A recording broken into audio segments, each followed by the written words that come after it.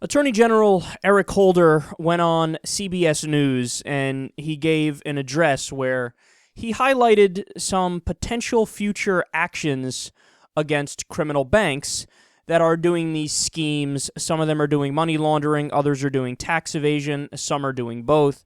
Now, he didn't point out by name who he was referring to, but it's been in the news recently about Credit Suisse engaging in these practices, as well as a few other banks. And they highlighted the problem, and it is a serious problem. We covered it on this show also, just how much money they're, stashing away for the rich in this country. And historically, the government really hasn't done anything about this issue, but now Eric Holder is changing his tone. And just to give you a few of the things he said, quote, "There is no such thing as too big to jail. We're going to follow the facts wherever they lead. To be clear, no individual or company, no matter how large or profitable, is above the law."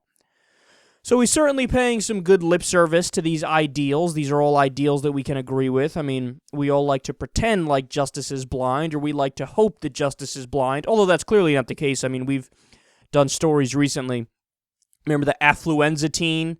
The guy killed people, drunk driving, and he got away with no jail time. Or how about, what was it, the DuPont heir? This guy's rich because his daddy and his granddaddy had the DuPont company and did that. And he got away with raping kids. I kid you not. They actually said, he wouldn't fare well in prison. Oh, really? I didn't know we're supposed to be concerned about that if the person is a child rapist. But nonetheless, he got away with it. So there are two justice systems, at least two justice systems, probably three. One for the rich, one for the poor, and another one, which is the worst of all, for minorities who get the worst deal when it comes to the justice system. So, but when it comes to these comments, they are particularly silly for two reasons. Number one, the Great Recession. So if people thought, well, look, now he's saying they're going to go after these big banks. I mean, I trust them. I expect the government to do that. That's absolute nonsense, man, because if they were going to do that, why didn't they do that after the Great Recession?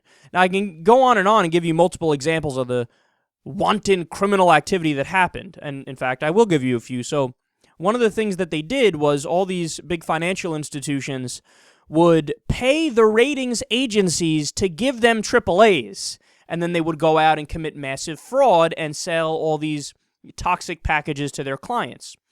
So right there, that's a criminal act, and these people should have gone to jail, but they didn't. Another example is what Goldman Sachs did. Goldman Sachs would package together all the subprime mortgage loans. They would sell them to their clients and their customers and push them as if they're going to make a lot of money off these things. Like, oh, these things are undervalued. If you put your money into this, you'll walk away a millionaire in a few years, yada, yada.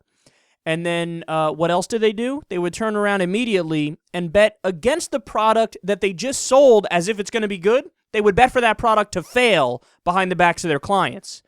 Now, why is that illegal? Because it's fraud. You're selling a product and saying, oh, I think this is going to be great. Meanwhile, you don't think it's going to be great. You think it's going to be bad, and you're betting against it. You're betting for the stock to fall, for those packages to do poorly. Did anybody go to jail for that? No. In fact, the only person who went to jail during the Great Recession was, what's his name? The Fabulous Fab something, who was like the fall guy at Goldman Sachs because he had particularly egregious emails that were too obvious as to what he was doing being illegal. But those are just two examples. I can go on and on as to the criminal actions and the abuse that was committed by Wall Street, by the big banks, by the financial institutions, by the investment firms, and the list goes on and on.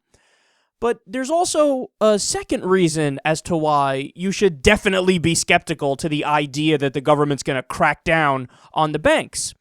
And I give you one word, 4 letters to spell it out, HSBC. Now, for those of you who don't know about this scandal, this one is a doozy.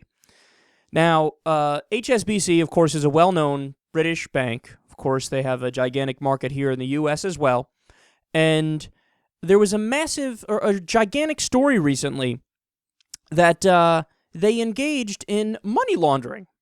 Okay, so there's a criminal act right there. I mean, that should be game, set, match, right? These guys, I guess some people are in jail, right? Well, no, nobody's in jail. And just how bad was the money laundering scheme?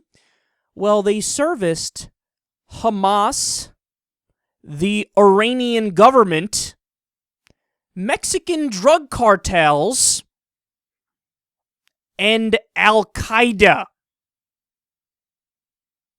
HSBC did business with the group that attacked the United States of America on 9/11.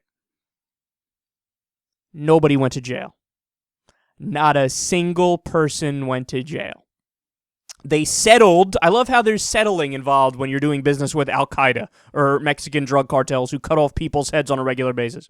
They settled with the Justice Department for a fine of $1.9 billion. A fine, by the way, that does not even equal the amount of money in business that they generated between all their different illegal clients and terrorist groups. Okay? So forgive me if I don't exactly believe you, Attorney General Eric Holder, when you say, oh, no, us? Be soft on the banks? No, we're not going to be soft on the banks. Nobody is too big to jail, and no matter how large or profitable a certain institution is, it is not above the law. Actually, history proves the exact opposite.